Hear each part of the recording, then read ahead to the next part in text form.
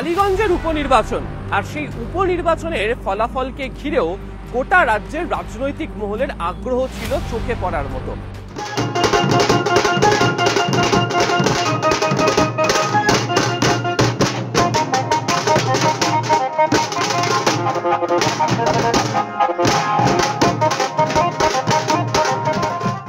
তার কারণ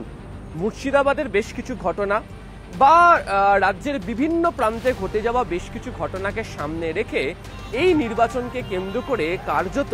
অনেকেই ভাবতে শুরু করেছিলেন 2026-এর বিধানসভা নির্বাচনের আগে কোথাও কি গিয়ে এই উপনির্বাচন ধর্মের ভিত্তিতে মানুষ কি ভাবছেন তার ওপর নির্ভর করে ভোটের লাইনে দাঁড়াবেন, বা তারা যে রাজনৈতিক দলের প্রার্থীকে পছন্দ করবেন তাকে ভোট দেওয়াটাকেই সবথেকে সহজবোধ্য, সহজযোগ্য এবং এই মুহূর্তে দাঁড়িয়ে তাকেই আকর্ষণ করে ভোট দেওয়াটা উচিত বলে মনে করবেন। যদিও কালীগঞ্জ বিধানসভা উপনির্বাচনের ফল বেরোনোর পর রাজনৈতিক মহল মনে করছেন যে ধর্ম, বর্ণ বা জাতির ভিত্তিতে যে নির্বাচন কেন্দ্রিক বিষয়কে নিয়ে গত কয়েক মাস ধরে আলোচনা চলছে পশ্চিমবঙ্গের রাজনৈতিক মহলে, তাকে বোধহয় কিছুটা হলেও ফিকে করে দিতে পেরেছে এই ফল। তার কারণ যে ভোটের ফলাফল আসছে, যে শতাংশের বিচার আসছে, যে ধরনের ভোটের ফলের দড়ি টানাটানি, একে অপরের থেকে ভোট কাড়াকাড়ির অঙ্ক দেখতে পাওয়া যাচ্ছে, সেখানে কিন্তু এটা উল্লেখ্য বেশ কিছুটা সময় পর্যন্ত বাম কংগ্রেসের জোট খুব ভালো জায়গাতে ছিল।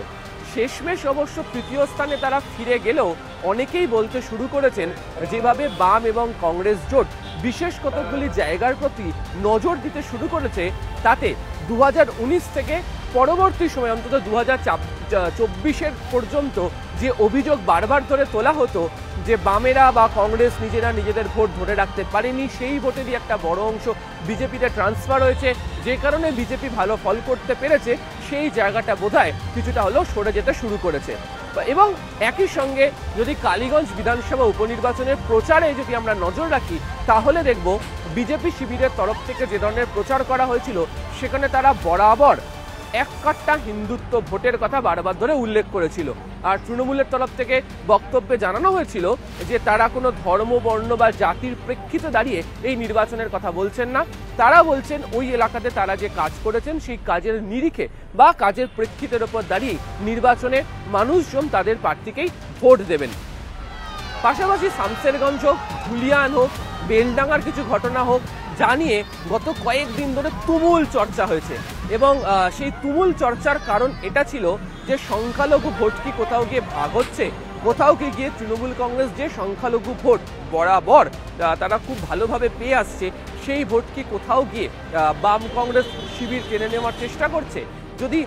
সেটাই হয় তাহলে গিয়ে হয়তো বিরোধীদের পক্ষে অনেকটা বড় সুবিধা হওয়ার জায়গাটা তৈরি হবে। কিন্তু এদিনকে দেখতে পাওয়া গিয়েছে যে ফল নির্বাচনের পর বা ফল ঘোষণা হওয়ার পর যে সংখ্যালঘু ভোটের যে অংশ তৃণমূল কংগ্রেস এতদিন পর্যন্ত পেয়েছিল, সেই জায়গাও তারা ধরে রাখতে পেরেছে। প্রসঙ্গত আপনাদেরকে জানিয়ে রাখি যে কালীগঞ্জ আসনে সংখ্যালঘু ভোট একটা মস্ত বড় ফ্যাক্টর।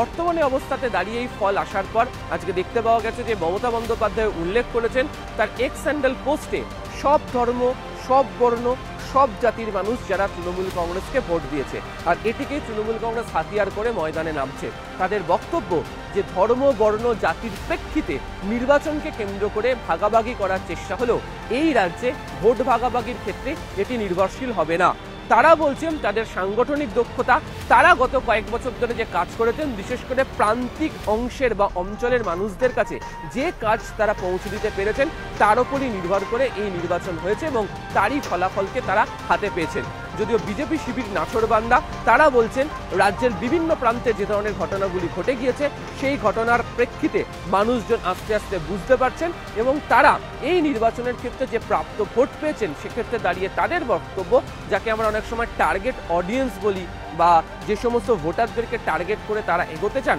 তাদের কাছে পৌঁছানোটা তাদের পক্ষে সহজসাধ্য হয়েছে। গত কয়েকদিন ধরে। ফলে রাজনৈতিক আলোচনার ক্ষেত্রে ধর্ম, বর্ণ, জাতির প্রেক্ষিত থাকলেও 2026-এর বিধানসভা নির্বাচনের আগে এই উপনির্বাচনকে ঘিরে যে আগ্রহ রাজনৈতিক মহলের তৈরি হয়েছিল তাতে সবটাই জুড়ে ছিল হচ্ছে শামসেরগঞ্জ ধুলিয়ান পরবর্তী অবস্থার ভোট। আর সেই ভোটের ক্ষেত্রে দাঁড়িয়ে তৃণমূল কংগ্রেস যেভাবে প্রাপ্ত ভোটের ব্যবধান বাড়িয়েছে, যেভাবে শতাংশের বিচারে নিজেদের ভোট ধরে রাখতে পেরেছে, তাতে তারা আশাবাদী। এখন দেখার যে 26-এর বিধানসভা ভোটের আগে নতুন ঠিক